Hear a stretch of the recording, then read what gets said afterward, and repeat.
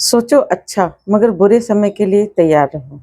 सकारात्मक चिंतन का ये अर्थ नहीं है कि आप अपनी विपत्ति के लिए तैयारी ना करें।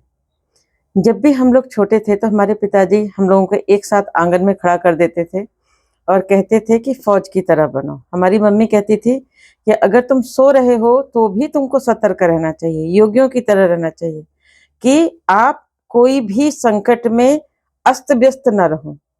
हमेशा सतर्क और सजग रहना चाहिए। अगर आप सतर्क और सजग दिन में रहेंगे तो आपकी रात्रि में भी आप उतने ही सतर्क और सजग सोएंगे।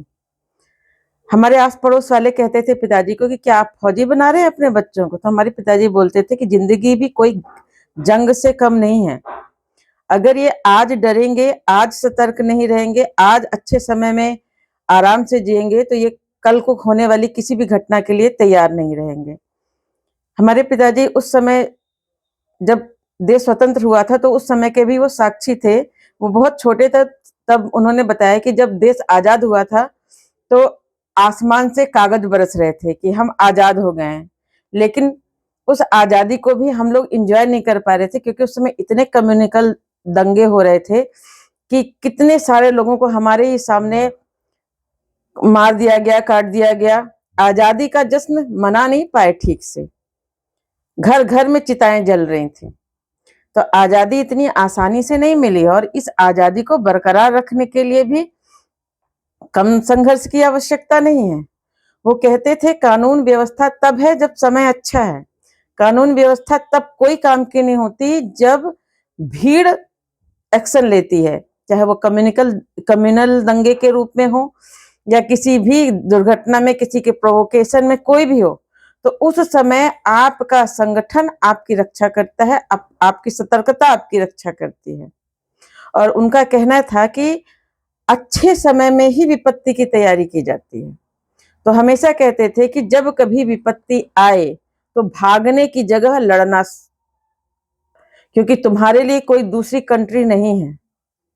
उनका कहना था कि सभी धर्मों के पास में उनकी अपनी अपनी कंट्री है, लेकिन दुर्भाग्य ये है कि आपके धर्म के पास आपकी खुद की कोई कंट्री नहीं है और आपको इसी देश में अपनी सुरक्षा करनी है और अपने को संगठित रखना है। जब वो हम लोग पापा जब रिटायर हुए तो हम लोग गांव गए तो उन्होंने वहां पर जितने भी लड़के थे और जितनी भी लड़कियां थी सबको बोला सबके पास में बांस की लट्ठी होनी चाहिए, सबके पास में सतर्कता होनी चाहिए। क्यों? क्योंकि अगर कभी भी कुछ भी हो तो हर समय के लिए हर लड़का हर लड़की तैयार हो। आपके गांव की, आपके घर की, आपके जमीन की रक्षा सुरक्षा आप लोगों की जिम्मेदारी है। सेना तो अपना काम कर ही रही है, पुलिस तो अपना काम कर ही रही है, लेकिन आपकी सतर्कता भी आपके एरिया, आपकी मातृभूमि के लिए जरूरी है। वो हमेशा कहते थे आंख कान बनो, हमेशा सतर्क करो, कोई भी संदेह वाली घटना देखो तुरंत पुलिस को सूचित करो। और उनका हमेशा ये कहना था कि अगर आप सतर्क नहीं रहेंगे तो आप मानकर चलिए आपकी जिंदगी कब कहाँ कैसे खत्म हो जाए आप कह नहीं सकते। बोलते थे कायर तो बार बार मरते हैं लेकिन बहादुर केवल एक बार मरता है। उन्होंने कहा था कि जब भी कभी विपत्ति आए तो लड़ना, कायर की तरह भागकर पीठ दिखाकर मत मरना। और उन्होंने कहा था जिंदगी में हर वक्त हर समय सतर्क रहना, और हम लोगों ने उनकी बात को माना। आज अभी कभी हम लोगों को डरने ही नहीं देते थे। वो कहते थे डर, जो डर गया वो मर गया। डर दूर है तो डरो, पास आए तो मुकाबला करो।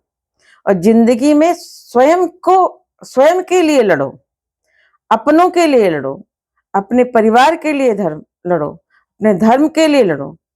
जो धर्म की रक्षा के लड़ता है धर्म उसकी रक्षा करता है। और उन्होंने कहा था कि देखो देवी देवता सभी अस्त्र लेकर बैठे हैं। शास्त्र जितना जरूरी है उतना ही शस्त्र भी जरूरी है। जरूरी नहीं है कि आपको किसी और के दिखाने के लिए कायर बनना या सेकुलर बनना, इसके लिए उसके लिए आपको कमजोरों की तरह रहना है। नहीं, हर व्यक्ति को अपने लिए खड़ा होना पड़ेगा। जब आपके हाथों में आपका एक हाथ में माला होना चाहिए, एक हाथ में भाला होना चाहिए, एक हाथ में शस्त्र होना चाहिए, एक हाथ में शास्त्र होना चाहिए, आपका संगठन होना चाहिए। क्योंकि जंगल हो या समाज हो, जो संगठित है वही सुरक्षित है, जहाँ संगठन नहीं है वहाँ सुरक्षा नहीं है।